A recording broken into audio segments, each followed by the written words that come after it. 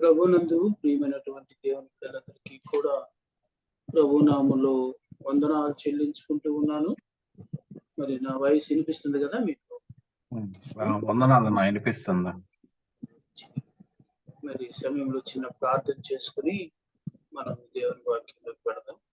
ప్రేమగల మా తండ్రి, కృప కలిగిన దేవ, యేసుక్రీస్తు ప్రభువా, మీకే స్తుతులు స్తోత్రాలయ్యా, వందనాలు చెల్లించుకుంటున్నాం. మా జీవితాల్లో మరొక మంగళవారం దినాన్ని, బైబిల్ స్టడీ దినాన్ని మీరు మాకు దయచేసిన దేవా, మీకు స్తోత్రం స్తోత్రం స్తోత్రం ఆయన వందనాలు చెల్లించుకుంటూ ఉన్నాం. మరి ఈ సమయంలో ప్రభువా, ఈ యొక్క జాయిన్ అయిన పిల్లలందరినీ బట్టి మీకు స్తోత్రాలు వందనాలు చెల్లించుకుంటున్నాం. ఇంకా ఎవరైనా కలవాలని ఆశ ఉంటే ప్రభు వారిని కూడా ఈ యొక్క జూమ్ లో యాడ్ అయ్యేటట్లు సహాయం చేయండి ప్రభు, చూపించండి. అలాగున తండ్రి, బలహీనుడిని నిష్ప్రయోజనమైనటువంటి నన్ను కూడా మీ కృపలో జ్ఞాపకం చేసుకుని దాని శక్తిని బట్టి, మీ ఆత్మ నిపుణులను బట్టి ప్రభు మీ వాక్యం ప్రార్థన చేయడానికి నాకు సహాయం చేయండి దేవా. మాకందరికీ కూడా వినే చెవిని, గ్రహించే హృదయాన్ని దయచేయండి. అదే సమయంలో ప్రభు నేను ఆటంకపరిచే ప్రతి అంధకార శక్తులను, సాతాన శోధనను నజరేయుడైన యేసు నామములో దూరపరచండి ప్రభు. పరిశుద్ధాత్మ దేవుడుగా మాతో ఉండి, మాలో ఉండి, మా మధ్య నుండి నడిపించమని అయ్యా. చదువువే నాయన ధ్యానం చేసే ఈ వాక్య భాగాలు మీరు నాయన పరిశుద్ధపరిచి, పవిత్రపరిచి ప్రభు మా పట్టుమేదట్లు బోధించి మీరే మహిమ పొందాలని యేసు నామములో స్తుతించి ప్రార్థిస్తున్నాము పరమ తండ్రి, ఆమేన్. పిల్లరా, ఈ సమయంలో మనం యోహాను రాసిన పత్రికల్లో మొదటి పత్రిక మొదటి అధ్యాయంలో గత మంగళవారం దినాన మనము ఈ యొక్క పత్రికలోని మొదటి అధ్యాయం మొదటి 2 వచనాలు ధ్యానం చేసుకున్నాం. మరి ఈ సమయంలో 3, 4 వచనాలు చదువుకొని అందులో ఉన్నటువంటి అనేకమైన సత్యాలను మనం ధ్యానం చేసుకుందాం. మరి బైబిల్ ఉన్నవారు దయచేసి ఈ యొక్క 2 వచనాలు చదువుకుందాం. మాతో కూడా మీకును సహవాసం కలుగునట్లు మేము చూచిన దానిని వినిన దానిని తెలియజేయుచున్నాము. మన సహవాసం అయితే తండ్రితో కూడాను ఆయన కుమారుడైన యేసుక్రీస్తుతో కూడాను ఉన్నది. మన సంతోషము పరిపూర్ణమగుటకై మేము ఈ సంగతులను రాయిచున్నాము. ఈ వాక్యం దేవుడు దీవించును గాక. మరి ఈ 2 వచనాల్లో మనం చూసినప్పుడు పైన మనం పోయినసారి ధ్యానం చేసుకుంటాం 2 వచనాలతో ఎంతో సంబంధం ఉంది. కారణం ఏమిటి అంటే పైన ఉన్నటువంటి 2 వచనాల్లో యోహాను భక్తుడు చాలా స్పష్టంగా ఆయన ప్రభువుని గురించి సాక్ష్యం ఇచ్చాడు. ఏమని అంటే, ఏమి చూచితమో, లేకపోతే ముందుగానే మేమేది వింటిమో, కన్నులారా ఏది చూచితమో, ఏది నిదానించి కనుగొంటిమో, మా చేతులు దేనిని తాకి చూచెనో అన్నటువంటి విషయాలను ఆయన ఆ యొక్క మొదటి వచనంలో చెప్పాడు. అంటే ఎంతగా దేవుని ఆయన తనలో అనుభవించినాడో ఆ విషయాలను మనకు తెలియచేయాలని చెప్పి ఆయన ఆ మొదటి వచనంలో 2 వచనంలో చెప్తూ ఉన్నాడు. మరి పోయినసారి మనం గుర్తు చేసుకున్నాం ఏమిటి అని అంటే, ఆయన ఏది విన్నాడో, ఏది కన్నులారా చూచాడో, ఏది నిదానించి కనుక్కున్నాడో, ఏది తన చేతులతో తాకి చూచాడో ఆ విషయాలను మనం యోహాను సువార్తలో మనం గుర్తు చేసుకున్నాం. ఎందుకంటే యోహాను సువార్త కూడా ఈ యోహాను భక్తుడే రాశాడు కనుక మనము అక్కడ దానికి సంబంధించినటువంటి విషయాలను, సందర్భాలను పోయినసారి మనం ధ్యానం చేసుకున్నాం. మరి 3వ వచనానికి వచ్చేటప్పటికి మరలా ఆ సాక్ష్యాన్ని బలపరిచేదాని కొరకు యోహాను భక్తుడు మరలా చక్కగా చెప్తూ ఉన్నాడు. ఏమంటున్నాడు అని అంటే, మాతో కూడా మీకును సహవాసం కలిగినట్లు అంటూ ఉన్నాడు. అంటే ఆయన ఏదైతే దేవుని లేక యేసు ప్రభు యొక్క సహవాసం పొందినాడో దానిని మనకు కూడా ఆయన ఇవ్వాలని, మనకు కూడా తెలియచేయాలన్నటువంటి ఉద్దేశం కలిగిన వాడై ఆయన చెప్తూ ఉన్నాడు. మాతో కూడా అంటూ ఉన్నాడు. మీరును అంటే ఆనాడు ఉన్నటువంటి ప్రతి విశ్వాసులే కాదు, ఈనాడు ఉన్నటువంటి విశ్వాసులకు కూడా ఈ మాట మనకు అన్వయిస్తూ ఉన్నాడు దేవుడు, ఆ పరిశుద్ధాత్మ దేవుడు. కాబట్టి మనం గుర్తు చేసుకున్నట్లయితే మాతో కూడా మీకును సహవాసం కలిగినట్లు మేము చూచిన దానిని వినిన దానిని మీకు తెలియజేస్తున్నామని మరొకసారి ఆ మాట చెప్తున్నాడు. మేము చూచిన దానిని అని, మేము వినిన దానిని అంటున్నాడు. అంటే చూచినది వినినది ఆయన ఎంతగా తన యొక్క హృదయంలో నాటుకుపోయినాయో, తన జీవితంలో ఎంతగా అవి నాటుకుపోయినాయో ఆ విషయాలను ఆయన పదే పదే చెప్తూ ఉన్నాడు. కారణం ఏమిటి అని అంటే అలాంటి స్థితి మనకును ఉండాలనేది ఆ యొక్క భక్తుని యొక్క, యోహాను భక్తుని యొక్క ఉద్దేశం. అందుకని ఆయన ఇలాగున ఏది చూచితనో ఏది వింటినో దానిని మీకు తెలియజేస్తున్నాం. ఎందుకనంటే ఈ తమరా అంటున్నాడు, మన సహవాసం అయితే తండ్రితో కూడాను ఆయన కుమారుడని యేసుక్రీస్తు కూడాను ఉన్నది అంటూ ఉన్నాడు. కాబట్టి మన సహవాసం అంటే వారు ఏ సహవాసాన్ని అయితే ప్రభు దగ్గర పొందినారో దానిని మనకు కూడా కలుగు చేయాలనేది భక్తుని యొక్క, యోహాను యొక్క ఉద్దేశం. అందుకని ఆయన అంటున్నాడు, ఏమంటున్నాడు అని అంటే మన సహవాసం అయితే అంటున్నాడు. ముందుగా ఏమన్నాడు, మాతో కూడా అని అన్నాడు, మేము అని అన్నాడు. ఇక్కడ మళ్ళా 3వ వచనంలో మధ్య భాగంలోకి వచ్చేటప్పటికి మన సహవాసము అంటున్నాడు. అంటే ఈ సహవాసం అనేది అనగా ఈ ఫెలోషిప్ అనేది, ఈ ఫ్రెండ్షిప్ అనేది ఇంకా చెప్పాలి అని అంటే పిల్లరా అది ఎంతో అన్యోన్యమైనదన్న సంగతిని మనం గుర్తు చేసుకోవాలి. ఎవరితో అని ముఖ్యంగా మనం చూసినట్లయితే మన తండ్రి అయినటువంటి దేవునితో, రెండోది ఏమిటి ఆయన కుమారుడైన యేసు ప్రభుతో, ఆ తర్వాత మూడోది ఏమిటనంటే పిల్లరా ఆయన శిష్యులైనటువంటి మరి ప్రభుతో కూడా ఉన్నటువంటి శిష్యులైనటువంటి వారితో కూడా మన సహవాసం ఉండాలని ఆయన అంటున్నాడు. మరి ఇప్పుడు ఆ శిష్యులు లేరు కదయ్యా అని అంటే ఇప్పుడు ప్రభు ఎరిగినటువంటి వారితో ఈ సహవాసం, ఆ అనుబంధం, ఆ ఫెలోషిప్ అనేది ఉండాలనేది ఈ భక్తుని యొక్క ఉద్దేశం. కాబట్టి ఒకసారి మనం ఆలోచన చేసినట్లయితే అక్కడ రాయబడిన మాట ఏమిటి అని అంటే ఒకసారి మనం అందరి సహవాసం ఎలా ఉండాలి అని అంటే తండ్రి అయిన దేవునితోనూ ఆయన కుమారుడైన యేసుక్రీస్తుతో కూడా సహవాసం అనేది ఉండాలి. ఆ తర్వాత ఎప్పుడైతే తండ్రితో ఆయన కుమారుడైన యేసుక్రీస్తు మన సహవాసం ఉంటుందో, మన ఫెలోషిప్ ఉంటుందో, మన ఫ్రెండ్షిప్ ఉంటుందో, మన ఐక్యత ఉంటుందో, అప్పుడు పిల్లరా ఈ ఇప్పుడు దేవుడు తన స్వరక్తమిచ్చి కొన్నటువంటి మరి దేవుని బిడ్డలందరితో కూడా అదే సహవాసం మనం కలిగి ఉండగలుగుతాం. అలా కాకుండా నేను తండ్రితో, కుమారుడితో, పరిశుద్ధాత్మనితో నేను సహవాసం కలిగి ఉన్నాను, మీతో మాకేమి సంబంధం అని ఏ విశ్వాసి అనడానికి లేదు. కారణం ఏమిటి అని అంటే ఆ సహవాసము ఇప్పుడు మనం కలిగి ఉన్నటువంటి సంఘములో ఉన్నటువంటి సాటి విశ్వాసులతో కూడా సహవాసం కలిగి ఉండటమే. ఒకరి కష్టాలు ఒకరు చెప్పుకోవటం, ఒకరిని గురించి ఒకరు ప్రార్థన చేయటం అనేది ముఖ్యమైనటువంటి విషయం. అందుకనే ఇక్కడ ఈ సహవాసం లేకపోతే ఈ ఫెలోషిప్ అనేది మనం కలిగి ఉండాలనేది దేవుని యొక్క ఉద్దేశం. దానిని ఈ పత్రికలో రాసినటువంటి యోహాను భక్తుడు పదే పదే చెప్తూ ఉన్నాడు. దీనిని ఏమంటారు అని అంటే పరిశుద్ధుల సహవాసం అంటారు. పరిశుద్ధుల సహవాసం అనేది మనం కలిగి ఉండాలనేది దేవుని యొక్క ఉద్దేశం.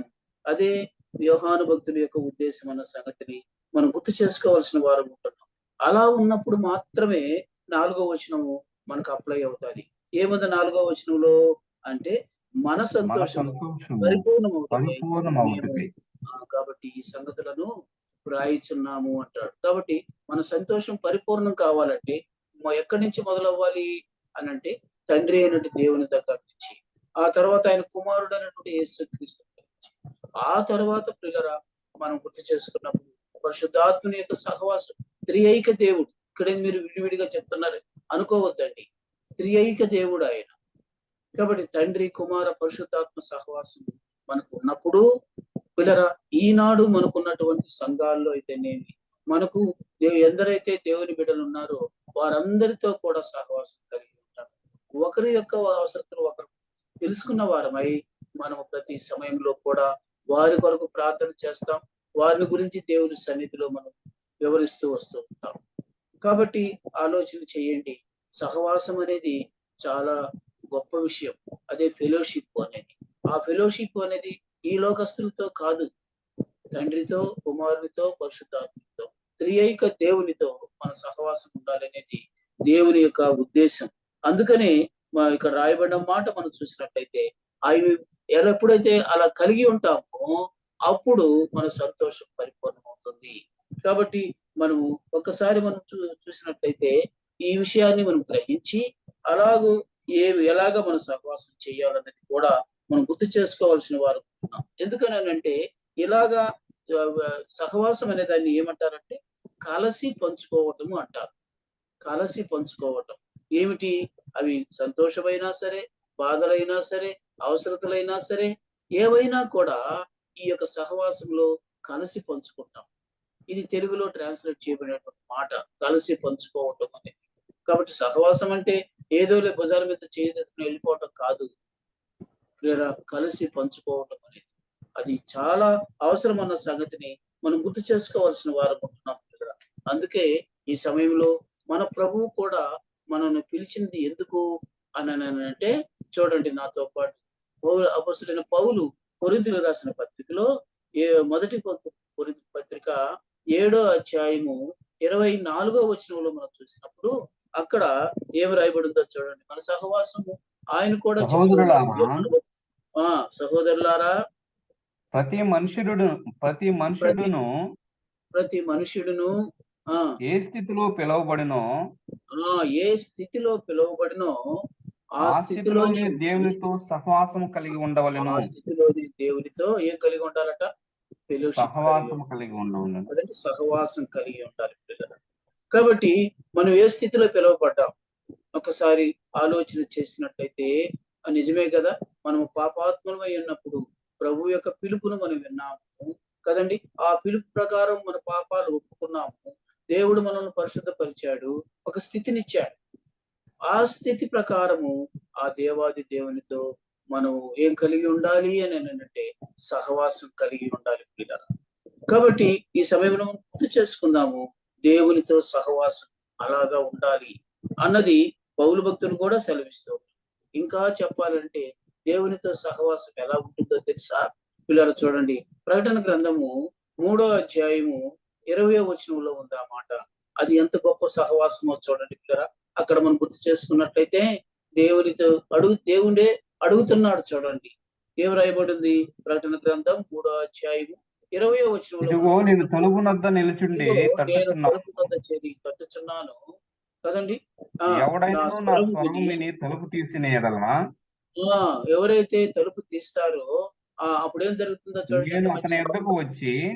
నేను మీ యొద్దకు వచ్చి అతనితో నేనును, నీతో నేను అనుకున్నావు, అతనితో అని అక్కడ నాతో కూడా అతడును భోజనము చేయడము. నాతో కూడా అతను ఏం చేస్తారంట? భోజనము చేయడము. భోజనం చేస్తారు. ఎంత మంచి సహవాసం చూడండి. దేవుడు కోరుకునేది అదే. ఎప్పుడైతే మీకు మన హృదయం అనే తలుపును తడతాడో, ఆయన స్వరం విని మన హృదయం అనే తలుపును మనం తీసినప్పుడు ఆయన దూరంగా ఉండడు. ఇక ఎట్లాగుంటాడు? ఒక స్నేహితుడు ఎలాగైతే మనతో కూడా కలిసి భోజనం చేస్తాడో అలాగా ఆ ప్రభువు నీతో నాతో కూడా కలిసి భోజనం చేయటానికి ఇష్టపడతాడు. ఎంత మంచి ఫెలోషిప్ చూడండి, ఎంత మంచి సహవాసమో ఒకసారి ఆలోచన చేయండి. అదే దేవుడు కోరుకోవటం కాదు, కానీ ప్రభువు నమ్మినటువంటి మనము అలాంటి సహవాసం కలిగి ఉండాలనేది దేవుని యొక్క ఉద్దేశం. ఒకసారి పేతురు భక్తుడు వాక్యం చెప్తే ప్రియులరా 3000 మంది ప్రభువుని ఎరిగినారు కదండి. వారు బాప్తిసం కూడా తీసుకున్నారు. తీసుకున్న తరువాత వారికి ఒక డౌట్ వచ్చింది. ఏమిటి ఆ డౌట్ అంటే, అయ్యా మేము ఏమి చేయాలి కదా, మేమేమి చేయాలి అని ప్రభువుని పేతురుని అడిగినారు. పేతురు ఏం చెప్తున్నాడు? అపోస్తల కార్యాలు 2వ అధ్యాయము కదండి. ఒక్కసారి మనం ఆలోచన చేసినట్లయితే ఏమి రాయబడిందో చూడండి. 42వ వచనంలో ఏమి రాయబడింది అని మనం గుర్తు చేసుకున్నట్లయితే, ఆయన అపోస్తల బోధ యందును కదండి, మీరు అపోస్తల బోధ యందును సహవాసమందును కదండి, రొట్టె విరుచుట యందును ప్రార్థన చేయుట యందును ఎడతెగక ఉండేది కదండి. ఇవి 4 కదండి విశ్వాస జీవితంలో మనకు ఎలాంటివి అంటే లంగర్లు లాంటివి. విశ్వాస జీవితంలో మన విశ్వాసపు ఓడ అటు ఇటు తొలగిపోకుండా ఉండాలి అని అంటే, అలల చేత కొట్టబడకుండా ఉండాలి అని అంటే ఇవి 4 ఉండాలి. ఏమిటి అని మనం గుర్తు చేసుకున్నట్లయితే వాక్యం, బోధ, అపోస్తల బోధ, వాక్యం ఉండాలి మనలో. రెండోది మనం చూసినట్లయితే సహవాసం ఉండాలి కదండి. ఆ మూడోది ఏమిటి? రొట్టె బల్ల విరుచుట ఉండాలి, యందు ఆరాధన ఉండాలి. నాలుగవదిగా మనం చూసినట్లయితే ప్రార్థన ఉండాలి. ఇవి 4 లేకుండా నాకు 2 ఉన్నాయి అని అనుకుంటే కుదరదు కదండి. నేను 3 ట్రై చేస్తున్నాను గానీ ఒకటి చేయలేకున్నాను అని అంటే కుదరదు కదండి. ఈ 4 ఉన్నప్పుడే మన విశ్వాసం అనే ఓడ కదలకుండా, బెదరకుండా కదండి ముందుకు సాగగలుగుతాం. అందులో ఏముంది అనంటే ఇవి 4 కూడా సహవాసానికి, ఫెలోషిప్‌కి ఉన్నవి. ఏమిటి? అందరితో కూడా కలిసి దేవుని బోధ వింటాము. అందరితో కూడా కలిసి ఏం చేస్తాము? సహవాసములో ఉంటాము. అందరితో కూడా కలిసి ప్రభువులో ఆరాధిస్తాము. అందరితో కూడా కలిసి ప్రార్థన చేస్తాము. కదా! అలా చేసినప్పుడు పిల్లరా ఎంత గొప్ప స్థితి మనకుంటుందో ఒక్కసారి మనం ఆ 4 వచనంలో చూసినాం కదా! అవి ఏం రాయిందది? మన సంతోషము మన పరిపూర్ణమవుతాది. సంతోషం పరిపూర్ణమగును. పరిపూర్ణమవుటకే దేవునితోనూ కదండి, లేకపోతే తండ్రితోనూ, ఆయన కుమారుడైన యేసుక్రీస్తుతోనూ, పరిశుద్ధాత్ముడైనటువంటి అలాగా త్రియేక దేవునితోనూ, ఇంకా చెప్పాలి అనంటే ఇప్పుడు మనం సంఘములో ఉన్నాం కనుక, ఇప్పుడు మనం విశ్వాసం అని ముద్ర వేయించుకున్నాం కనుక, ఇప్పుడు మనము సాటి సహోదరునితో, సహోదరితో మనం ఏం కలిగి ఉండాలి? సహవాసం కలిగి ఉండాలి. అప్పుడే మన యొక్క సంతోషం పరిపూర్ణమవుతాదన్న సంగతిని మనం గుర్తు చేసుకోవాల్సిన వారం. ఎందుకు ఈ దినాల్లో చాలా మంది దేవునికి దూరం అవుతున్నారు అని అంటే తండ్రితో సహవాసం లేదు, కుమారునితో సహవాసం లేదు, సాటి విశ్వాసులతో సహవాసం లేదు. అందుకనే వారు బయటే ఉండిపోతూ ఉన్నారు పిల్లలు. అలా ఉండకూడదని యోహాను భక్తుడు ఇలాగ అంటున్నాడు. నేనేం వింటినో, ఏది చూచితినో అది మీకు తెలియచేస్తున్నాను కదండి. దాని వలన నేను ఏదైతే ప్రభుతో సహవాసం కలిగి ఉన్నాను, తండ్రితోను కుమారుడైనటువంటి యేసుక్రీస్తుతోను సహవాసం కలిగి ఉన్నాను, మనమందరము కూడా అదే సహవాసం కలిగి ఉంటాం. ఇది ఈ యొక్క 2 వచనాల్లో ఉన్నటువంటి సారాంశమైన సంగతిని మనం గుర్తు చేసుకోవాల్సిన వారం ఉన్నాం పిల్లరా. ఎందుకనంటే పిల్లరా, ప్రభువు ఇలాగా చెప్పాడు. ఏమని చెప్పాడు అననంటే యోహాను సువార్త 15వ అధ్యాయము 15వ వచనంలో మనం చూసినప్పుడు అక్కడ రాయబడిన మాట చూడండి పిల్లరా. ఏమంటాడో, ఆయనతో మనం సహవాసం కలిగి ఉంటే మనల్ని ఏమని పిలుస్తాడో ఒకసారి ఆలోచన చేయండి. యోహాను సువార్త 15వ అధ్యాయము 15వ వచనంలో మనం చూసినప్పుడు అక్కడ రాయబడిన మాట చూడండి పిల్లరా. ఏమి దాసుడు తన రాయబడింది? యజమానుడు చేయని దానిని కనుక ఆ అది ఏమిటంట? యజమానుడు చేయునది ఇక దాసునికి మిమ్మల్ని దాసులమని తెలియదు కదండి. ఎరుగుడు గనుక అయితే అలా కాదు, ఇక నేను యజమాని కాదు, మీరు దాసులు కాదు, మీరు ఇప్పుడు ఎవరు అని ఇక అంటే మిమ్మల్ని దాసులని ఏమంటున్నాడు? పిలవక నేను మిమ్మల్ని దాసులని పిలవక దా ఏమని పిలుస్తాడంట?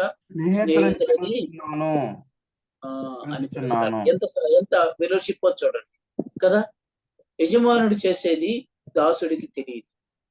కాబట్టి మీరు నన్ను ప్రభువుగా ఎంచుకొని ఉన్నారు కనుక మీరు నన్ను శిష్యులని కూడా పిలవను కానీ నేను స్నేహితులని పిలుస్తాను అంటాడు. దాసులని పిలవను కానీ నేను మిమ్మల్ని స్నేహితులని పిలుస్తాను అంటాడు. ఇది ఫెలోషిప్ అంటే కదా. బాగా ఆలోచన చేసినట్లయితే పిల్లరా, ఇలాగూ ప్రభు కోరుకునేది కూడా అదేనన్న సంగతిని మనం గుర్తు చేసుకోవాల్సిన వారు ఉంటున్నాం పిల్లరా. ఎలాగా మనం ఎంతగా మనము ప్రభువులో సహవాసం కలిగి ఉంటామో అంతగా దేవుని మహిమను మనం మనం సొంతం చేసుకోగలుగుతాం. మన జీవితాల్లో, మన ఆత్మీయ జీవితంలో అంత ఉన్నతమైన స్థితిని మనం పొందగలుగుతాం. ఒక సందర్భాన్ని మీ ముందుకు నేను తీసుకుని వస్తాను. యేసు ప్రభువును సిలువ వేశారు. తర్వాత యేసు ప్రభు తిరిగి లేచాడు. ఆ తర్వాత జరిగిన సంఘటన చెప్తాను. ఏమిటి ఏదనంటే ఇద్దరు మనుషులు వారు అక్కడ గొల్గొతా కొండ నుంచి పోతూ ఎమ్మాయి దారులు గుండా వారు ఊరికి వెళ్తూ ఉన్నారు. ఎమ్మాయి అనే గ్రామానికి వెళుతూ ఉన్నారు. మీకు తెలిసిన సందర్భమే. వాళ్ళిద్దరూ పోతూ మాట్లాడుకుంటున్నారు. చూడు ఎంత అన్యాయం జరిగిపోయిందో, యేసయ్యను సిలువ వేసేశారు, ఆయన చెప్పాడు తిరిగి 3వ దినాన్ని లేస్తానని. ఇవన్నీ మాట్లాడుకుంటూ వెళుతూ ఉన్నారు. వెళుతూ ఉండేటప్పుడు వాళ్ళతో కూడా యేసయ్య కలిసినాడు. యేసయ్య కలిశాడు 3వ వ్యక్తిగా కలిసి. పోతూ ఉన్నాడు కదండి. అలా పోతూ ఉన్నాడు. చూస్తారా లూకా సువార్త 24వ అధ్యాయంలో మనం గుర్తు చేసుకున్నట్లయితే 15వ వచనంలో ఈ మాట రాయబడి ఉంది. ఏమి రాయబడి ఉందో చూడండి పిల్లరా. యోహాను సువార్త 24వ అధ్యాయము 15వ వచనంలో ఏమి వారు రాయబడి ఉందో సంభాషించుచు ఆలోచించుకొనుచుండగా వాడు ఏం చేస్తున్నారు? అయ్యో ఇంత జరిగిపోయిందే అని ఆలోచించుకుంటూ పోతూ ఉన్నారు. సరే అలా మాట్లాడుతూ చాలా విషయాలు యేసు ప్రభు వాళ్ళకి చెప్తూ ఉన్నాడు. కానీ వాళ్ళకి ఏమీ అర్థం కావట్లేదు. తర్వాత 30వ వచనానికి రండి. అక్కడ ఏమి రాయబడి ఉందో చూడండి పిల్లరా. 30వ వచనం యోహాను సువార్త 20 లూకా ఆయన సువార్త. వారితో కూడా భోజనంలో కూర్చున్నప్పుడు చూసారా ఇప్పుడు ఏం జరిగింది? అలా పోతూ పోతూ ఉంటే ఎమ్మాయి గ్రామానికి వెళ్ళేటప్పటికి పొద్దుపోయింది. పొద్దుపోయిన తర్వాత యేసయ్య ఇంకా ముందుకు పోవాలన్న ప్రయత్నంలో ఉన్నాడు. అప్పుడు వారిద్దరు ఏం చేశారంటే, పొద్దుపోయిందయ్యా ఎక్కడ వెళ్తావు? రండి మా ఇంట్లో ఈ రాత్రి పూట వెళుదు అని ఆయన్ని ఆహ్వానించినారు. అప్పుడు వచ్చిన తర్వాత ఇప్పటికి కూడా వాళ్ళకి ఏమి అర్థం కాలేదు. ఈయనెవరు? ఏదో బాటసారి అనుకుంటున్నారు కానీ యేసు ప్రభు అని వారికి తెలియలేదు. అప్పుడు కూర్చున్న తరువాత ఆయన చేసింది చూడండి. వారు కూర్చున్న తర్వాత 30వ వచనం చూడండి ఏమి రాయబడింది. ఒక రొట్టెను పట్టుకుని ఆయన ఒక రొట్టెను పట్టుకొని కృతజ్ఞతాస్తుతులు చెల్లించి స్తోత్రము ఏం చేసి చేసినాడు? ఆ దాన్ని విరిచి దాన్ని వారికి విరిచి పంచిపెట్టగా పంచిపెట్టాడు కదండి. పిల్లలు పంచిపెట్టగా జ్ఞాపకం చేసుకోండి. నేను ఇందుకు ప్రకటన గ్రంథంలో చెప్పాను కదా, తలుపు తట్టితే తలుపు తీస్తే నేను లోపలికి వస్తాను, నేను లోపలికి వచ్చి మీతో కలిసి భోజనం చేస్తాను కదా. ఇప్పుడు ఈ అమ్మాయి వారిద్దరూ కూడా మనం చూసినట్లయితే యేసయ్యను లోపలికి పిలిచారు. ఇప్పుడు భోజనానికి కూర్చున్నారు వాళ్ళు. కూర్చున్న తరువాత యేసయ్య వారితో కూడా కలిసి ఆయన ఇలాగా రొట్టె పంచుకునే విషయంలో ఉన్నాడు. సహవాసం కదండి, ఫెలోషిప్. ఇప్పుడు ఫెలోషిప్ ఉండిన దాన్ని బట్టి వాళ్ళకి ఏం జరిగిందో చూడండి అయ్యా. తర్వాత ఏం జరిగింది? వారి కన్నులు తెరవబడి ఆయన గుర్తుపట్టిరి. చూసారా? వారి కన్నులు తెరవబడ్డాయి. ఎప్పుడైతే యేసయ్య సహవాసం మనలో ఉంటుందో, ఎప్పుడైతే మనం యేసయ్యతో కూడా కలిసి ముందుకు సాగుతామో మన మనోనేత్రాలు తెరవబడతాయి కదండి. సత్యమేదో అసత్యమేదో, నిజమేదో అబద్ధమేదో అన్న విషయాన్ని మనం గ్రహించాలి అని అంటే యేసయ్యతో సహవాసమే. ఆయనతో ఫెలోషిప్ ఉన్నప్పుడు మాత్రమే, ఆయన ఆరాధించినప్పుడు మాత్రం మనకు అన్ని విషయాలు కూడా. అందుకని ఒక దగ్గర అంటాడు, నేను సత్య స్వరూపి అయిన ఆత్మను కనుక మిమ్మల్ని నేను సర్వ సత్యములోనికి నడిపిస్తాను అని కదండి. ఆలోచన చేద్దాం ప్రియులరా, మన సహవాసం ఎలాగుంది? తండ్రి అయిన దేవునితో, కుమారుడైన యేసుక్రీస్తుతో, పరిశుద్ధాత్మతో కలిసి త్రియేక దేవునితో మనం సహవాసం కలిగి ఉన్నాం. అదే సమయంలో సంఘములో ఉన్నటువంటి సాటి విశ్వాసులతో మన సహవాసం ఎలాగో, మన ఫెలోషిప్ ఎలా ఉంది, మన ఫ్రెండ్షిప్ ఎలా ఉంది అన్నది మనల్ని మనం పరీక్షించుకోవాల్సి వారు. మీ సహోదరుడా సహోదరి, మీ దేవుని బిడ్డ ఆలోచన చేయండి. ఎందుకు చెప్తున్నాను అని ఆ 2 వచనాల్లో యోహాను భక్తుడు సహవాసాన్ని గురించి చాలా గట్టిగా చెప్తూ ఉన్నాడు. ఎందుకనంటే మన సంతోషం పరిపూర్ణం కావాలి కదండి. సంతోషం సంతోషంగానే ఉండటం కాదు, అది పరిపూర్ణమయ్యే స్థితికి రావాలి అంటే మనము త్రియేక దేవునితో సహవాసం, సాటి విశ్వాసులతో సహవాసం అనేది కావాలని దేవుడు కోరుకుంటున్నాడు. ఇప్పుడు చూడండి పిల్లరా, అదే ఆ యోహాను సువార్తలోని అప్పుడు వాళ్ళ కళ్ళు తెరవబడిన ఆ తర్వాత ఏం జరిగిందయ్యా అని మనం చూస్తే 32వ వచనం. కన్నులు తెరవబడి ఆయన గుర్తుపట్టిరి. గుర్తుపట్టారా లేదా? గుర్తుపట్టిరి ఆయన అదృశ్యుడాయను అని రాయబడింది కదా, అంతేనా? గుర్తుపట్టారు, అంతటా ఆయన వారికి అదృశ్యుడాయను అదృశ్యుడాయను అని రాయబడింది. కాబట్టి పిల్లలు జ్ఞాపకం చేసుకుందాం, ఆయన ఒక మనతో ఉండటానికి ఆయన అదృశ్యమైనటువంటి దేవుడుగా మనతో ఉంటాడు. అదే పరిశుద్ధాత్మ యొక్క సహవాసం. పరిశుద్ధాత్మ సహవాసంతో మనం ముందుకు సాగాల్సిన వాడు. ఆనాడంటే శరీరధారిగా ఉన్నాడు, ఈనాడు ఆయన ఆదరణకర్తగా, పరిశుద్ధాత్మ దేవుడుగా, సత్యస్వరూపైన ఆత్మగా మన మధ్య నివసిస్తూ ఉన్నాడు. కాబట్టి ఈ సహవాసం అనేది ఎడతెగకుండా ఉండాలనేది పేతురు చెప్పిన మాట. కాబట్టి గుర్తు చేసుకుందాం ప్రియరా, ఇలాగూ ఈ సహవాసం కలిగి ఉన్నప్పుడు మాత్రమే మనం ప్రియరా ఆయన చేసే క్రియలన్నిటిని బట్టి మనం సంతోషములో పరిపూర్ణమవుతాము అన్న అన్న సంగతిని మనం గుర్తు చేసుకోవాల్సిన వారు కదండి. మనము ఒక ఒక సహోదరిని మనం మీ ముందుకు నేను తీసుకొని వస్తాను. పాత నిబంధనలో మనం చూసినట్లయితే రూతు గ్రంథంలో ఆమె ఎలాగా తీర్మానం చేసుకుందో ఒకసారి ఆలోచన చేద్దాం. రూతు గ్రంథము చూడండి పిల్లరా, రూతు గ్రంథంలో మనం చూసినట్లయితే ఏమి రాయబడిందో చూడండి. మొదటి అధ్యాయము 16వ వచనంలో మనం చూసినట్లయితే ఏమి రాయబడింది అక్కడ అని గుర్తు చేసుకున్నట్లయితే మన కదండి. రూతు గ్రంథము అందుకు రూతు మొదటి అధ్యాయం. అందుకు రూతు నయోమి ఏమన్నది, అమ్మా నా నీవు ఎంబడి చనిపోయావు, రావద్దనియు వెళ్ళిపోయింది, నువ్వు కూడా వెళ్ళిపోమ్మా, నేను వెళ్ళిపోతాను, నా బెత్లెహేం నేను వెళ్ళిపోతాను అని అంటే పులరా ఆమె అంటూ ఉంది. చూడండి పులరా, ఎంత గట్టిగా ఆమెతో చెప్తూ ఉందో ఒకసారి చూసినట్లయితే ఆమె తీర్మానం, ఆమె ఎవరితో సహవాసం కలిగి ఉండాలో ఆమె అక్కడే స్థిరమైన మనసుతో తన అత్తయ్యనటువంటి నయోమితో మాట్లాడుతూ ఉంది.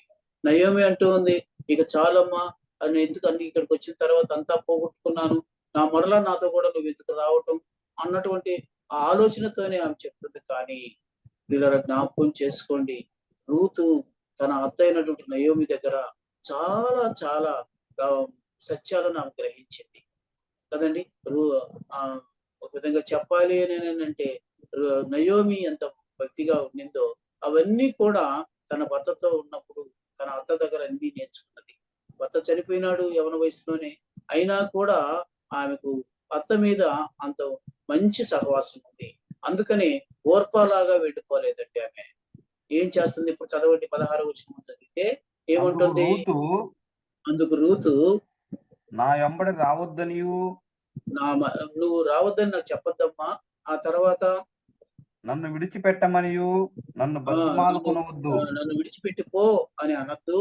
ఇంకా నీవు చూస్తే నీవు వెళ్ళు చోటికే నేను వచ్చేదను. చూసారా, జ్ఞాపకం చేసుకోండి కదా, ఎంత గట్టిగా ఆమె చెప్తుందో చూడండి. అత్తగారు, నువ్వు ఎక్కడికి వెళుతున్నావో అక్కడికే వస్తాను. ఎందుకనంటే నీలో ఉన్నటువంటి ఆ దేవుని ఎడల నీకున్నటువంటి భక్తే కాదు, ఆ సహవాసము నేను చూశాను కాబట్టి, అది ఒక విధంగా చెప్పాలంటే యోహాను భక్తుడు చెప్పినట్లుగా నేను విన్నాను, నేను చూచినాను, నేను ఇవన్నీ గ్రహించినాను కనుక నేను నీతో కూడానే వస్తానంటాను కదా. నీ ఉన్న చోటనే నేను ఉంటాను. ఇంకా ఏముంటుందయ్యా, నివసించిన చోటనే నేను నివసించేదను. ఇది సహవాసం, ఫెలోషిప్ కదండి. ఇంకా నీ జనమే నా జనము, జనమే నా జనం అంటే నీ నువ్వు దేవుడే ఎవరినైతే నా దేవుడు. ఒకసారి ఆలోచన చేయండి అయ్యా. నువ్వైతే ఏ నిజ దేవుడిని అడిగింది, జీవము కలిగినటువంటి దేవుని నమ్ముకున్నావో ఆ జీవము కలిగిన దేవుని బిడ్డలే నా యొక్క జనం. నేను వారితో సహవాసం చేస్తాను. ఇవన్నీ కూడా మనం చూసినట్లయితే ఇంకా ఏమంటుందయ్యా, నీ జనమే నా జనము, తర్వాత నీ దేవుడే నా దేవుడు, నీ దేవుడే నా దేవుడు, నీవు మృతి పొందిన చోటనే నేను మృతి పొందేదను. నేను కూడా మృతి పొందుతాను. నువ్వు ఎక్కడ సమాధి చేయబడతావు అక్కడే నేను సమాధి చేయబడతాను. ఎంత తెగింపు కావాలండి దేవునితో, దేవుని బిడ్డలతో సహవాసం అంటే. ఈ విషయంలో నేను ఎందుకు చెప్తున్నాను ఈ సందర్భం అంటే, అందుకే నేను చెప్పేది, అంత గట్టి సహవాసం, ఫెలోషిప్ మనం తండ్రి త్రియేక దేవునితో పాటు ఇక్కడ కూడా మనం ఈ భూమి మీద ఉన్నంత వరకు అలాంటి ఫెలోషిప్ మనం కలిగి ఉండాలి అనేది దేవుని యొక్క ఉద్దేశం. భక్తుడైనటువంటి యోహాను యొక్క ఉద్దేశం కూడా అదే. ఈనాడు అలా ఉండటం లేదు. అసూయ, ద్వేషాలు, కపటాలతో కదండి సహవాసం అనేది చెడగొట్టుకుంటూ ఉన్నారు. ఇంకేదో ఎవరితోనైనా లోకముతో సహవాసం చేస్తారు, కానీ దేవుని బిడ్డలతో సహవాసం చేయాలంటే చాలా కష్టం ఈనాడు విశ్వాసులకి. పేరుకేమో విశ్వాసులే, కానీ అలాంటి సహవాసం లేకుండా పోతుంది. నేను అందుకే చెప్పాను కదా, అపోస్తల బోధ ఎందును కదండి, సహవాసం అందును, బల్ల విరుచుట ఎందును, ఎక్కడ దొరుకుతాయి ఇవన్నీ అని లోకంలో దొరకవు, సంఘంలో మాత్రమే దొరుకుతాయి. సంఘంలో ఏముండాలి, మనకు సహవాసం ఉండాలి. గనుక ఈ సమయంలో ఎందుకు నేను పదే పదే చాలా మంది అడుగుతుంటాను, ఏం మందిరానికి రావు, ఎందుకు నువ్వు ఆదివారం పూట ఎక్కడెక్కడ తిరుగుతుంటావు అంటే ఏదేదో సాకులు చెప్తారు. నిజమా? ఒక్కసారి ఆలోచన చేద్దాం పిల్లలు. ఆ సాకులు చెప్తే నువ్వు పోగొట్టుకునేది ఏంటి? దేవునితో సహవాసం పోగొట్టుకుంటున్నావు, దేవుని సన్నిధిని పోగొట్టుకుంటున్నావు. నీ సంతోషం పరిపూర్ణం కాకుండా పోతూ ఉంది. కనుక ప్రియులారా, ఆలోచన చేద్దాం ఈ సమయంలో. ఇలాంటి పరిస్థితిని మనం గ్రహించాలని ప్రభు పేరట మీకు మనవి చేస్తూ ఉన్నా. అలాగా రూతు నయోమితో కూడా వచ్చింది. ఆమె సంతోషం పరిపూర్ణమైందా లేదా ఒకసారి ఆలోచన చేయండి. అలాగూ అతతో ఫెలోషిప్ తీసుకుంది, వచ్చింది. ఒకవేళ రూతు పేద స్థితి అయినా సరే ఆమె మహా ధనవంతుడైనటువంటి బోయజు భార్య అయింది కదండి. క్రీస్తు వంశావళిలోకి వచ్చేసింది. సంతోషం పరిపూర్ణమైందా లేదా ఒక్కసారి ఆలోచన చేయండి పిల్లరా. కదా, మనది కూడా ప్రభుతో ఫెలోషిప్ కలిగి ఉంటే, ప్రభు బిడ్డలతో ఫెలోషిప్ కలిగి ఉంటే మన సంతోషం పరిపూర్ణం అవుతుందన్న సంగతిని ఈ రాత్రి మీరు గ్రహించాలని ప్రభు పేరట మీకు మనవి చేస్తూ ఉన్నాను పిల్లరా. అంతేకాదు పిల్లరా, అంత స్థిరమైనటువంటి సహవాసంతో ఆమె ముందుకు సాగింది. ఇంకొక సందర్భాన్ని కూడా మీ ముందుకు నేను తీసుకుని వస్తాను. ఒకసారి మనం చూసినట్లయితే దావీదు ఎవరితో కూడా ఫెలోషిప్ లో ఉన్నాడో ఒకసారి మనం చూస్తే చూడండి పిల్లరా, నాతో పాటు మొదటి సమూయేలు గ్రంథం 18వ అధ్యాయము మొదటి వచనంలో మనం చూసినప్పుడు పిల్లరా ఏం రాయబడిందో చూడండి పిల్లరా. ఏం రాయబడింది అక్కడ? మొదటి సమూయేలు గ్రంథం 18వ అధ్యాయం మొదటి వచనంలో మనం చూస్తే వారి యొక్క ఎట్లా ఉంది అని మనం చూసినప్పుడు ఏం రాయబడింది అక్కడ? దావీదు సౌలుతో మాట్లాడుట చాలించిన తర్వాత యోనాతాను హృదయము దావీదు హృదయముతో కలిసిపోయెను. చాలు కదండి. ఎలా అయిపోయిందంట? దావీదు ఎవరు మనం చూసినట్లయితే దేవుడు చిత్తానుసారుడు కదండి. నా హృదయానుసారుడు దావీదు అంటాడు. అలాంటి దావీదుతో కదండి యోనాతాను హృదయం కలిసిపోయిందట. అంటే తండ్రి ఏమో దావీదును చంపాలని ఉన్నాడు, కానీ ఆ యొక్క తండ్రి కుమారుడైనటువంటి యోనాతాను దావీదుతో కూడా హృదయంలో కలిసిపోయినట్టు. ఇలాంటి బంధం మనకు కూడా ఉండాలి కదా. ఆలోచన చేయండి. మన ప్రభువైన యేసుక్రీస్తుతో మన హృదయం కలిసిపోవాలి. అలా కలిసిపోయినప్పుడు పిల్లరా అద్భుతమైన రీతిగా మనము ఆ యొక్క పరిపూర్ణమైనటువంటి సంతోషాన్ని పొందగలుగుతాము అన్న సంగతిని మనం గుర్తు చేసుకోవాల్సిన వారు. అందుకే పిల్లరా, ఒక్కసారి మనల్ని పిలిచిన ప్రభువు ఎలాంటి వాడో, ఎందుకు పిలిచాడు అని అనేది మనం గుర్తు చేసుకుంటే చూడండి, కొరింథీయులకు రాసిన మొదటి పత్రిక మొదటి అధ్యాయము 17వ వచనం మనం చూస్తే అక్కడ ఏం రాయబడిందో చూడండి పిల్లరా. క్షమించండి, 9వ వచనం చదువుకుందాం. అక్కడ రాయబడిన మాట చూడండి. మొదటి కొరింథీయులకు రాసిన యేసుక్రీస్తు తన కుమారుని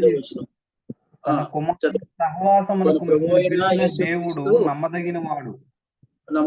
ఏంటికి పిలిచాడంటే మనల్ని? మళ్ళీ ఒకసారి చదవండి. సహవాసమునకు మన ప్రభువైన యేసుక్రీస్తు తన కుమారుని సహవాసమునకు తన కుమారుని సహవాసమునకు ఇచ్చిన దేవుడు నమ్మదగినవాడు. దేవుడు మనల్ని పిలుచుకున్నాడు కదా. చాలు, దేవుడు మనల్ని పిలుచుకున్నాడు. ఏమిటి పిలుచుకున్నాడు? తన కుమారుడైనటువంటి యేసుక్రీస్తు సహవాసం కలిగి ఉండాలని కదండి. ఆ సహవాసం మనం కలిగి ఉండాలని ఆయన మన ఎడల అలాంటి ఉద్దేశం కలిగి ఉన్నాడు. ఆయన ఎవరు? నమ్మదగిన వాడు కదండి. నమ్మదగని వారు అన్నట్టు మనల్ని తన కుమారునితో సహవాసం కలిగి ఉండాలని మనల్ని పిలుచుకున్నాడు. ఈ లోకములో ఉండి పాపముల చేత అపరాధముల చేత చచ్చిన స్థితిలో ఉండి చచ్చిన స్థితిలో ఉండి నిత్య నరకానికి జోగుతూ ఉన్నటువంటి మనలను ఆయన మనల్ని పిలుచుకున్నాడు. పిలుచుకొని తన కుమారుడితో సహవాసం కలిగి ఉండాలన్నాడు కదా. అలా మనం కలిగి ఉంటే ఆయన నమ్మదగిన వాడు కనుక ప్రతి విషయంలో కూడా ఆయన మనకు పరిపూర్ణమైన సంతోషాన్ని ఇస్తాడు. మన సంతోషం పరిపూర్ణం కావాలంటే ఆ కుమారునితో సహవాసం. ఆయన శిరస్సు అయి ఉన్నాడు, సంఘానికి శిరస్సు అయి ఉన్నటువంటి ఆ సంఘంతో మనం సహవాసం కలిగి ఉండాలనేది దేవుని యొక్క ఉద్దేశం పిల్లరా. అలాగూ ఈ సమయంలో మనం గుర్తు చేసుకున్నాం పిల్లరా, ఇలాంటి గొప్ప స్థితిని మన ప్రభు దగ్గర నుంచి మనం పొందాలనేది ఆయన ఉద్దేశమైనదన్న సంగతిని మనం గుర్తు చేసుకోవాల్సిన వారు. కనుక ఈ సమయంలో తండ్రి అలాంటి పరిస్థితి మనకుందా? ఎందుకని నేనంటే మనము ఆయన ఆనందంలో, ఆయన శాంతిలో కదండి, ఆయన పనిలో పాలిభాగస్తులుగా ఉండటమే మనకున్నటువంటి సహవాసం, ఫెలోషిప్ కదా. ఇది మనం పొందాలనేది దేవుని యొక్క ఉద్దేశమైందన్న సంగతిని మనం గుర్తు చేసుకోవాల్సిన వారు.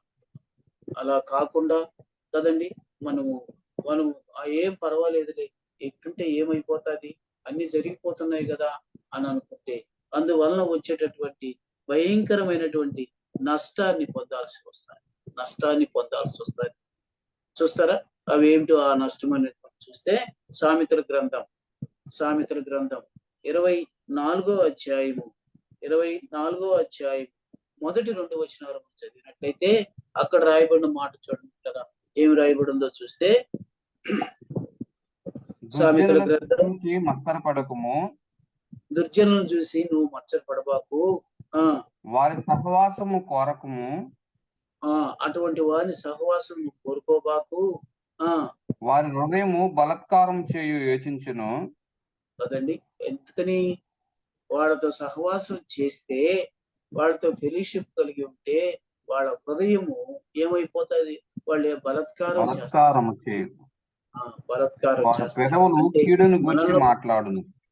కదండి, ఎంత భయంకరమైన పరిస్థితి చూడండి. అందుకనే ఎప్పుడు కూడా దుష్ట సాంగత్యం పనికిరాదు. తెలుగు రాసిన పత్రికలో రాయబడి ఉంది, దుష్ట సాంగత్యం మంచి నడవడికని పాడు చేస్తాది.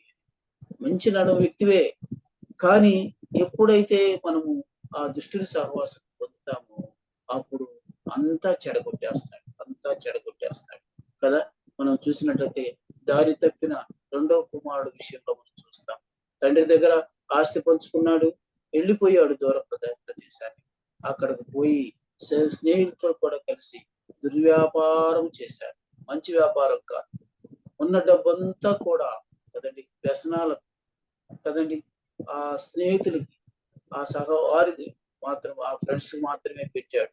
ఏ మాత్రం కూడా వెనక ముందు ఆడకుండా చేశాడు. మొత్తం గల్లంతైపోయింది. ఇప్పుడు అక్కడ అతనున్న ప్రదేశంలో కరువు వచ్చింది. ఎంత భయంకరమైన పరిస్థితి కదండి. ఒక్కసారి ఆలోచన చేసినట్లయితే తినటానికి కూడా తిండి లేదు కదా. అందుకనే నేను చెప్తున్నాను, దుష్ట సాంగత్యము, దుష్ట సహవాసము మంచి నడవడిని పాడు చేస్తాది. చక్కగా మందిరానికి వస్తున్న వాళ్ళు కదండి, ఈనాడు పిల్లరా స్నేహితులతో కూడా కలిసి అనేక విధాలైనటువంటి వ్యసనాలకు బానిసైపోయి దేవుని ఇక్కడ పక్కనే మామూలుగా నియామ కూడికలు జరుగుతూ ఉంటాయి. మందిరంలో ఉంటాయి, ఉపవాస ప్రార్థన ఉండొచ్చు, లేకపోతే ఏ ఒకటి స్థితి కూడిక ఉండొచ్చు, ఏదో జరుగుతూ ఉండొచ్చు. కానీ కొంతమంది రోడ్డు మీదనే తిరుగుతూ ఉంటారు, రారు. ఏమంటే వాళ్ళు ఫ్రెండ్స్ తో మాట్లాడుకుంటూ వాళ్ళతోనే బతికిపోతారు కదా. అలాంటి భయంకరమైనటువంటి పరిస్థితుల్లో దేవుని నమ్ముకున్న బిడ్డలు ఉన్నారు. వారిని చూసినప్పుడు ఎంతో హృదయ వేదనగా ఉంటాయి. కనుక బిడ్డలను జ్ఞాపకం చేసుకున్నాం. వారే కాదు, ఈనాడు సేవ చేసే వాళ్ళు కూడా అదే పరిస్థితిలో ఉంటున్నారు. అదే దౌర్భాగ్యం. మేము పరిచయం చేస్తున్నాము మీలాగే అంటారు, కానీ మాలాగా వదిలే కానీ ప్రభు కోరిన రీతిగా ఉంటే చాలు కదా. ఆలోచన చేయండి కదా. అందుకని మరోసారి ఆ వాక్యం చదివితే, దుర్జనులను చూసి నువ్వు వ్యసనపడబాకు, వారు చేసే పనులన్నీ కూడా దౌర్భాగ్యం పనులే. వారితో సహవాసం చేస్తే అవే మనకు అంటుకుంటాయి. ఇదొక అంటువ్యాధి. కాబట్టి మనం గుర్తుకు చేసుకోవాల్సిన వారు. ఇంకో మాట కూడా మనం చూసినట్లయితే అదే సామెతల గ్రంథంలో రాయబడిన మాట చూడండి, 22వ అధ్యాయము కదండి, 24వ వచనం. ఈ సహవాసం ఎట్లుంటుందో చూడండి. 22వ అధ్యాయం 24 సహవాసం చేయకుము, కోప చిత్తునితో సహవాసము చేయకుము. ఏమవుతుంది? క్రోధము గల వానితో పరిచయం కలిగి ఉండకము. కదండి, బాగా ఆలోచన చేసినట్లయితే ఉసిక్కి కోపపడే వాళ్ళు ఉంటారు, వాళ్ళతో స్నేహం చేస్తారు. అదే వస్తుంది మనకు కూడా. చిన్నదానికి పెద్దదానికి ఏమవుతాము అని అంటే చిరాకు పడతాం కదండి, కోపం పడతాం కదండి. కోపము ఏ దానికి సాదృశ్యం అంటే పాపానికి సాదృశ్యం కాబట్టి ఆ కోపంని మనం వృద్ధి చేసుకోకూడదు. దాన్ని ఏం చేయాలంటే అలాంటి కోప చిత్తులు ఉన్నప్పుడు వారికి దూరంగా ఉన్నట్టు మేలు కదా. ఒకసారి ఆలోచన చేయాలని ప్రభు పేరట మీకు మనవి చేసుకుంటూ ఉన్నాం. ప్రియులారా, ఈ సమయంలో మనం గుర్తు చేసుకుందాం. ఈ 2 వచనాల్లో ఉన్నటువంటి మాటలు మనం గుర్తు చేసుకున్నట్లయితే కదండి, ఏమి రాయబడింది? మాతో కూడా మీకును సహవాసం కలుగునట్లు మేము చూచిన దానిని వినిన దానిని మీకు తెలియజేయుచున్నాము. మన సహవాసం అయితే తండ్రితో కూడాను ఆయన కుమారుడైనటువంటి యేసు క్రీస్తుతో కూడాను ఉన్నది కదండి. ఈయన స్థిరంగా చెప్పేశాడు. ఏమని చెప్పాడు? మన సహవాసం అయితే కదండి తండ్రితో కూడా ఆయన కుమారుడైన యేసుక్రీస్తుతో కూడా ఉన్నది అని చెప్పేశాడు. ఉండాలి అని కాదు. కాబట్టి ఇప్పటికైనా మనం గమనిస్తాం, మన స్నేహం, మన సహవాసం, మన ఫెలోషిప్ ప్రభుతోనే ఉంది కనుక మనం మరలా లోకం వైపు చూడకూడదనేది, లోకస్తుల వలె మనం ఉండకూడదనేది దేవుని యొక్క ఉద్దేశం. మనం అనుకోవచ్చు, అది మరి ఎట్ట బతకాలయ్యా? బతకూడదని కాదు నేను చెప్పేది, కానీ మన పరిస్థితి ఎలా ఉండాలి అని అంటే తామరాకులాగా ఉండాలి. మీరు చూశారు కదా, చాలా కొలలలో ఉంటాయి తామరాకులు. ఎలా ఉంటది కదండి? ఆ తామరాకు కాడ లోపల బురదలోనే ఉంటుంది కదండి. ఆ యొక్క బురదలో నుంచే పైకి వస్తుంది ఆ యొక్క చెట్టు. అది వచ్చినప్పుడు పైన ఆకు వస్తుంది. ఆ ఆకు కూడా ఎక్కడ ఉంటుంది అని అంటే ఆ బురద నీళ్ళ మీదనే ఉంటుంది. కానీ ఆ ఆకును చూడండి, ఆ బురద ఏమన్నా అంటుకుంటుందా? దాని మీద ఈ బురద నీళ్ళు ఎన్నన్నా పోయింది, కానీ ఆ యొక్క ఆకు ఏం, ఆ యొక్క బురద నీళ్ళు తగలనే తగలవు, జారిపోతా ఉంటాయి. అది విశ్వాసి యొక్క జీవితం కూడా. కాబట్టి ఆలోచన చేద్దాం, తామరాకు లాంటి పరిస్థితి మనకు ఉండాలి. అట్లాగే మనం లోకంలో ఉన్నాం, కాదంటూ లేదు, కానీ లోక సహవాసం కాదు, కానీ తండ్రి అయిన దేవునితో, కుమారుడైన యేసుక్రీస్తుతో మన సహవాసం ఉండాలి. ఉన్నది కూడా, అది గ్యారంటీ. నేను అందుకనే చాలా సందర్భాలు తీసుకొని వచ్చాను. రూతుని చూసాము కదండి, ఆ తర్వాత మనం దావీదుని చూసాము. ఇవన్నీ చూసినప్పుడు కూడా ఏమిటి అని మన సహవాసం ప్రభుతోనే ఉండాలనేది దేవుని యొక్క ఉద్దేశం. కాబట్టి ఫెలోషిప్ అనేది ఈ 2 వచనాల్లో మనం చేసుకుంటాం.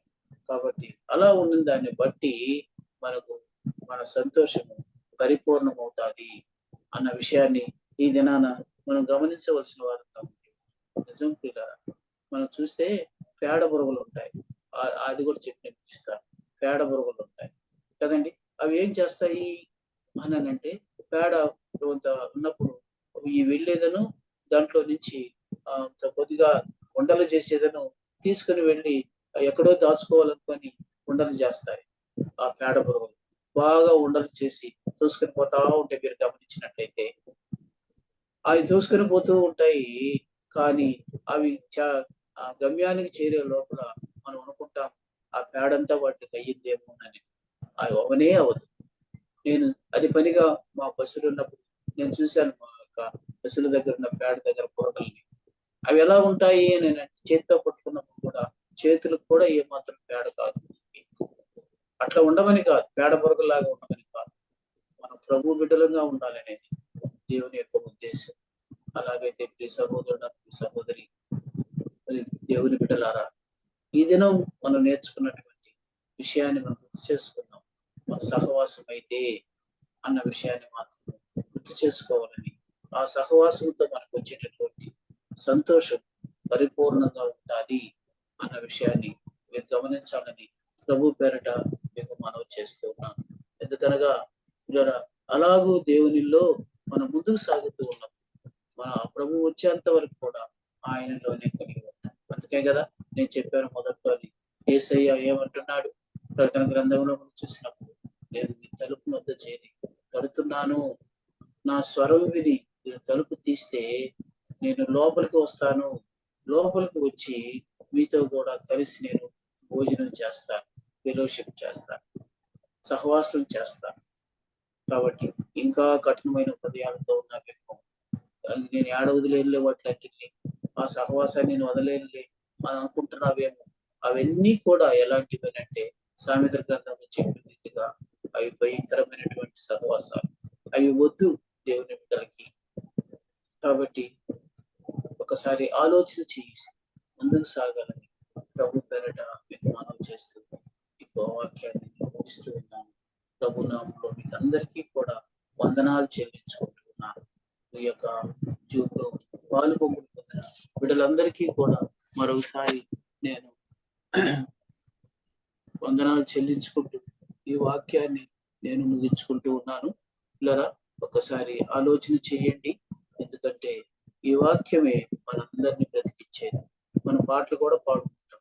కాబట్టి వాక్యానికి దూరంగా ఉండవద్దని నేను బ్రతిమలాడుకుంటూ ఉన్నాను.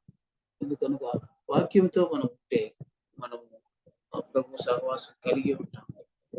కాబట్టి ఆలోచన చేయమని మనం చేసుకుంటూ మరి మీకు అందరికీ ప్రభు నామములో వందనాలు చెల్లించుకుంటూ నేను వాక్యాన్ని ముగిస్తూ ఉన్నాను.